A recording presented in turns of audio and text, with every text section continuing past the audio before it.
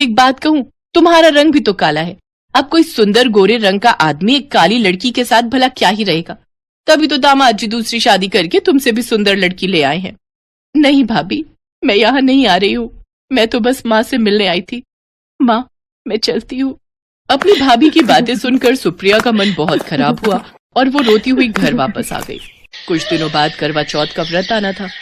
अब उस व्रत को तारा तो रख ही रही थी क्योंकि उसका पहला करवा चौथ था, पर सुप्रिया पिछले कुछ सालों से वो व्रत रखती आ रही थी, इसलिए वो चाहती थी कि वो इस साल भी रवि के लिए व्रत रखे। और सुप्रिया ने भी करवा चौथ का व्रत रखा, पर रवि और उसकी सास दोनों तारा को ही महत्व दे रहे थे। तारा बहू, तुम सुबह से भूखी हो, चंद्रमा निकलने ही वाला है, बस थोड़ी देर और, उसके बाद तुम रवि के हाथों से पानी पीकर अपना व्रत खोल लेना। जी माँ जी, वैसे मैंने रवि की लंबी उम्र के लिए व्रत रखा है, इसलिए मैं भूख और प्यास की परवाह नहीं कर रही हूँ। जीती रहो बहू, जीती रहो। तुम जैसी सुशील बहू ही मैं अपने रवि के लिए चाहती थी। तुम में वो सब गुण हैं जो एक अच्छी पत्नी और एक अच्छी बहू में होने चाहिए। माँ जी, मैंने सारा खाना बनाकर रख दिया है, आप कहो तो मैं थोड़ी देर मंदिर हो आऊं।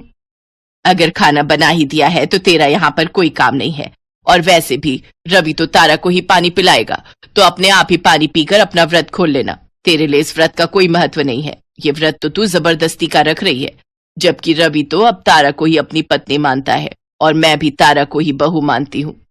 माँ जी, मैं अभी आई। सुप्रिया जैसे ही रोते हुए घर से बाहर जाने लगती है, तारा उसका रास्ता रोक लेती है। माँ जी की बात तो तुमने सुनी ली होगी, अब एक बात मेरी भी कान खोलकर सुन लो।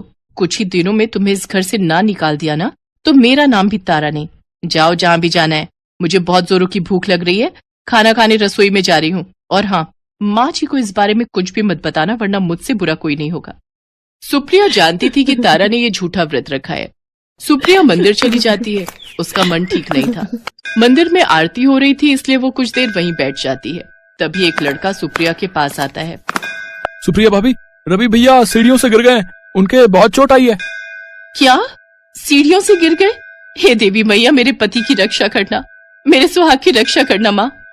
सुप्रिया दौड़कर घर जाती है। रवि को डॉक्टर के पास ले जाया जाता है, पर उस समय के लिए वो पूरी तरह से अपाहिज हो गया था।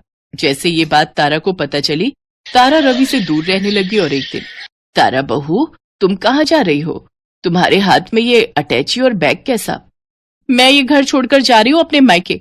मुझे एक अपाहिज के साथ अपनी पूरी जिंदगी खराब नहीं करनी। मैं दिखने में सुंदर हूँ, जवान हूँ, मुझे तो बहुत लड़के मिल जाएंगे, पर मैं एक अपाहिज के साथ रहकर अपनी लाइफ थोड़ी खराब करूंगी। मुझे माफ करना, मैं ये रिश्ता तोड़ रही हूँ।